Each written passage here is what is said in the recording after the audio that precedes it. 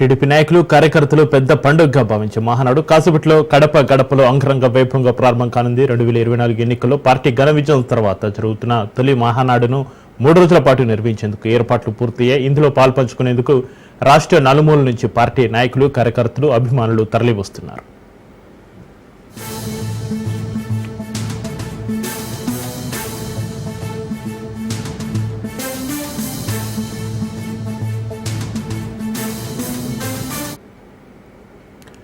మూడో రోజు గురువారం జరిగే భారీ బహిరంగ సభకు సుమారు 5 లక్షల మంది హాజరవుతారని పార్టీ నాయకులు అంచనా వేస్తున్నారు.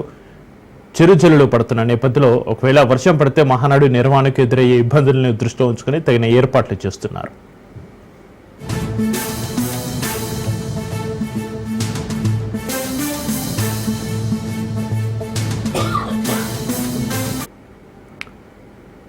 మహానాడు నిర్వహణకు కడప శివారు చెర్లపల్లిలో భారీ ఏర్పాట్లు చేశారు. మొదటి 2 రోజులు ప్రతినిధుల సభ, చివరి రోజు బహిరంగ సభ నిర్వహణకు 140 ఎకరాలు ఏర్పాట్లు పూర్తి చేశారు. వాహనాల పార్కింగ్ కు 450 ఎకరాలు కేటాయించారు. వేదికపై దాదాపు 450 మంది ఆశీనులు కానున్నారు.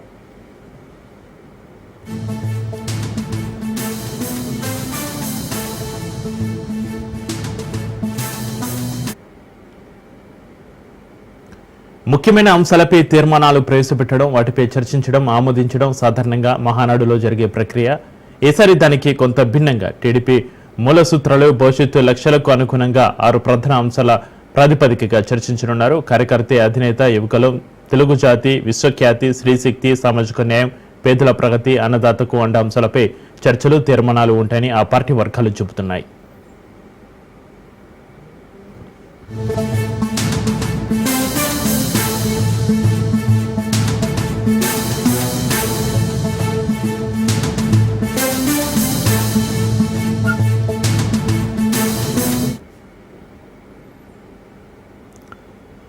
ఎటు చూసినా పసుపు జెండాలు, పచ్చని తోరణాలు, అడుగడుగునా పండుగ వాతావరణం, ఎవరిని కదిలించినా ఉరకలెత్తే ఉత్సాహమే.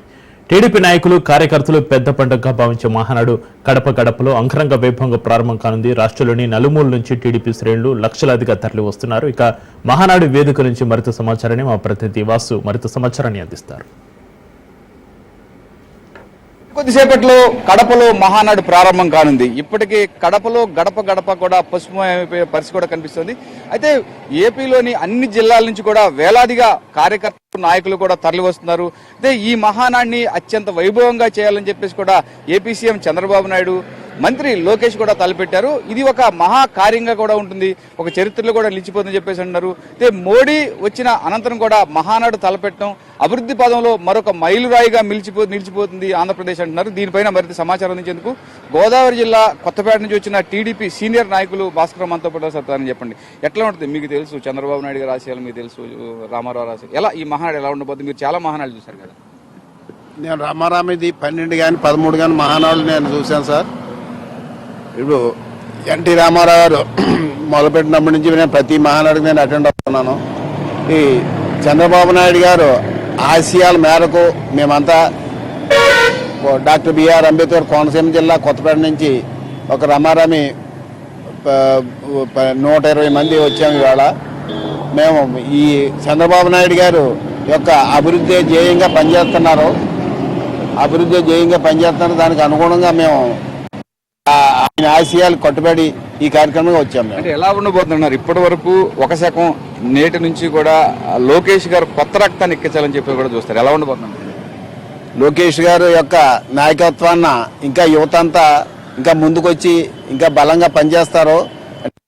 రామారావు మేము 40 సంవత్సరాల నుంచి ఈ ఇండస్ట్రీలో ఉన్నాం. లోకేష్ గారి ఆశయాల మేరకు ఇంకా యువత ఇంకా ముందుకొచ్చి ఈ ప్రజల యొక్క సంక్షేమం అలాగే రాష్ట్ర అభివృద్ధికి కృషి చేస్తారని అందరూ ఆశిస్తున్నారు. ఈసారి మహానాడు ఎలా ఉండబోతుంది అనుకుంటున్నారు? చాలా దూర ప్రాంతాలు ఉంటుంది అనుకుంటున్నాను సార్. చాలా ఒక లక్షలాది మీద వస్తారని అనుకుంటున్నాం సార్. లక్షలాది కదా. కొత్త తరం అంటే చంద్రబాబు నాయుడు గారు, సీనియర్ నేతలు, చాలా నాయకుల తరంలో కూడా లోకేష్ గారు ప్రత్యేకంగా పార్టీని మరొక 40 సంవత్సరాలు కూడా సుదీర్ఘంగా అంటే బలోపేతం చేయనున్నారు. లోకేష్ గారి విషయంలో చాలా బ్రహ్మాండంగా ఇస్తారు. ఆయన రావాలని మాకు ఇంకా ఎదురుగా మంచి మంచి పనులు చేస్తారండి. చాలా అభివృద్ధి చేస్తారు ఆయన వస్తేనే.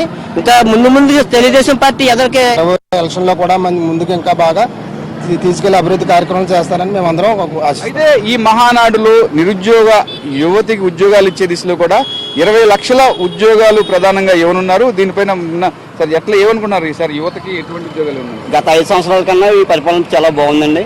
అప్పుడు నిరుద్యోగులకు ఉద్యోగాలు లేవు, ఓన్లీ వాలంటీర్ వ్యవస్థ తీసుకొచ్చారు తప్ప ఏమి ఉద్యోగాలు లేదు. ఇప్పుడు లోకేష్ గారు చెప్పినట్టు, పాదయాత్రలో చెప్పినట్టు, యోగాలను చెప్పినట్టు డిఎస్సీ వేసారు.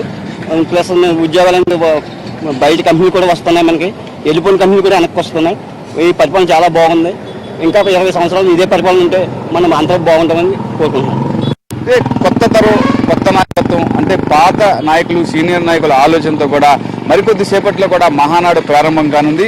ఆంధ్రప్రదేశ్ చరిత్రలో, టీడీపీ చరిత్రలో కూడా ఈ మహానాడు కడపలో ఒక అత్యంత ప్రాముఖ్యం సంతరించుకునే మహానాడుగా నిలిచిపోతుందని చెప్పేసి మాత్రం కార్యకర్తలు, నాయకులు అత్యంత ఆసక్తి కనబరుస్తున్నారు. కెమెరామెన్ కిరణ్తో వాసు, కడప.